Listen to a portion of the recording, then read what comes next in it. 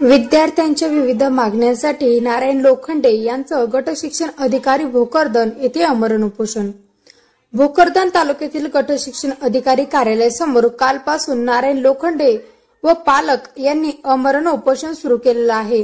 भोकरदन तालुक्यातील जिल्हा परिषदेच्या शाळेतील रिक्त पदे भरा, जिल्हा परिषदेच्या मोडकीस आलेल्या शाळा दुरुस्ती करणे, शिक्षकांचे शाळाबाह्य कामे बंद करा। मुख्य कार्यकारी अधिकारी यांनी 10 शिक्षकांना लिपिक कामासाठी काढलेली GR रद्द करण्याची मागणी यासाठी नारायण लोखंडे व विद्यार्थ्यांच्या पालकांनी गट शिक्षण अधिकारी कार्यालयासमोर 2 दिवसांपासून आमरण उपोषण सुरू केले। अधिकारी कार्यालयासमोर आज तुम्ही उपोषण मानलेले आहे, तुमचं नाव काय?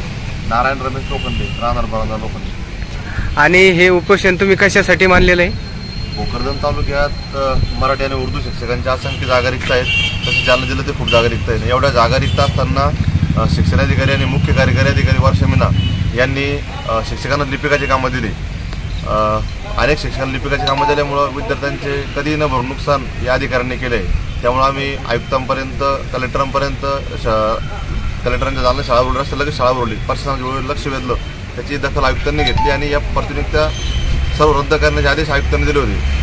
त्या प्रतिनियुक्त्या रद्दही केल्या काही दिवस, परंतु त्या फक्त कागदावर केल्या आणि आयुक्त रिटायर होताच पुन्हा सुई मॅडमने 10 लोकांना ऑफिसचे कामं दिली।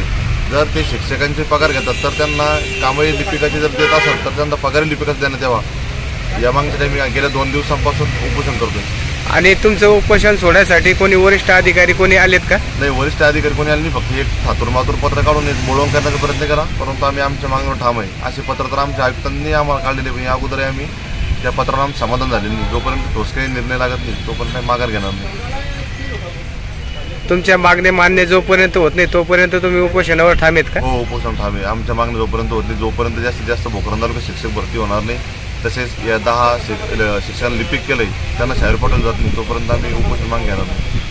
खूप जबाबदारपणे वागतात, त्यांच्या कारवाईचे प्रस्तावही देखील संबंधित विभागाने पुढे पाठवले, परंतु त्यांच्यात कुठलीच कारवाई होत नाही। नेमकं त्यांची कारवाई कुठं अडकली याकडे पालकांचे लक्ष लागले, त्यामुळे तात्काळ जे बेजबाबदारपणे वागणारे अधिकारी असतील, शिक्षक असतील यांच्यावर देखील शिस्तभंगाची कारवाई करण्याची मागणी आमची आहे।